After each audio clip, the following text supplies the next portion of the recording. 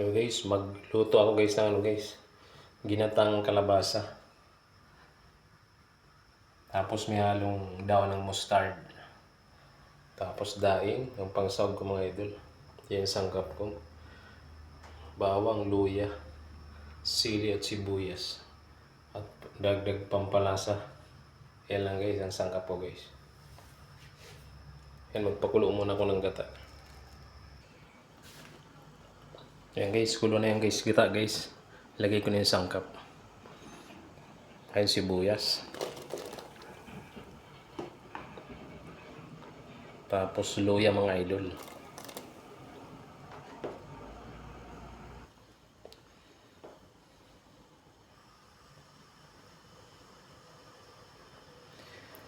Tapos bawang guys.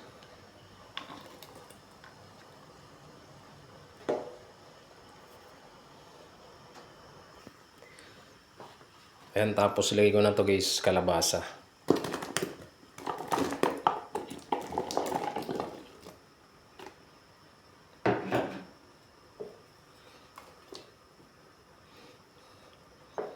Ayan, takpan ko muna mga idol.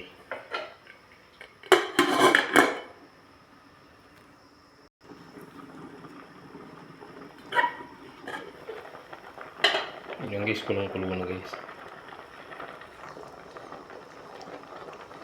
Ilagay ko na to guys, sili guys.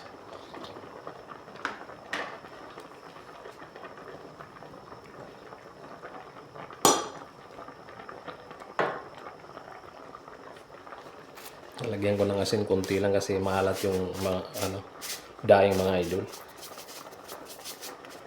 Ayan, tama na yan. Lagyan ko ng konting dagdag pampalasa.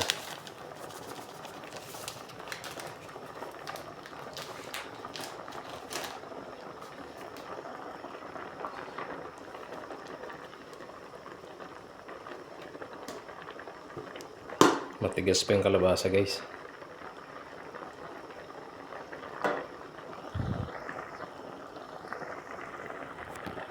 Takpan ko muna.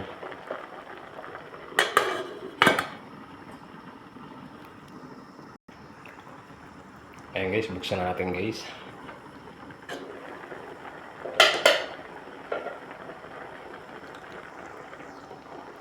Ayan, talagay ko na to guys. Mustard leaves.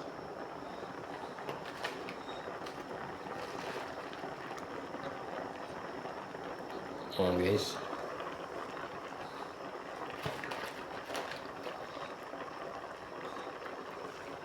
Bagong ko to guys, bagong recipe.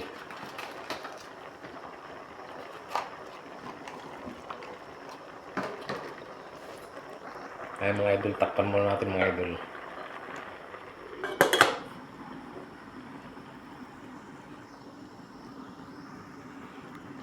Tingnan natin guys, baka luto na. Ayan. Ayan guys, ngayon ko pala ilalagay yung sahog niya guys. Sa ibabaw ko lang ilalagay.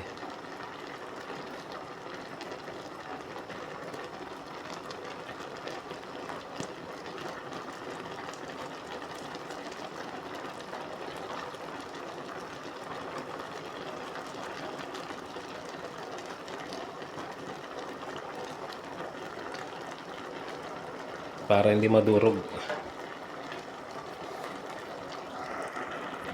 Kaya takpan ko ulit guys, saglit.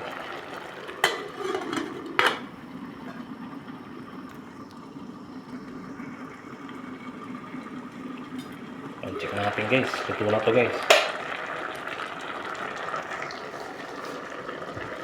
Tikman ko.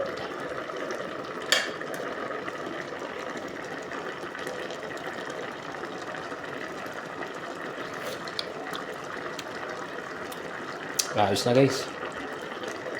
Sarap na ng lasa. At ang bango ng daon ng mustard. Ayan, luto na rin yung kalabasa.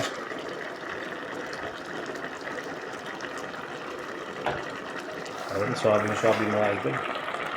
Yan bago kong recipe.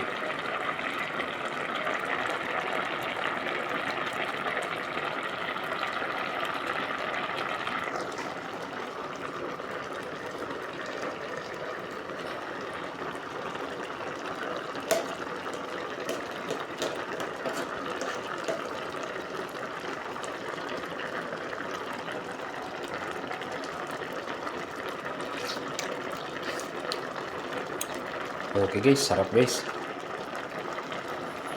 Ayan, ready na guys. Ayan, pinatay ko na guys ang apoy guys. Ayan guys, thank you so much guys sa bago kong, sa panonood nyo ng bago kong video na bagong recipe mga idol. Baka ngayon lang ka nakakita ng ganitong luto. Kalabasa at daon ng mustard na may gata. Ayan guys, thank you so much. God bless us all.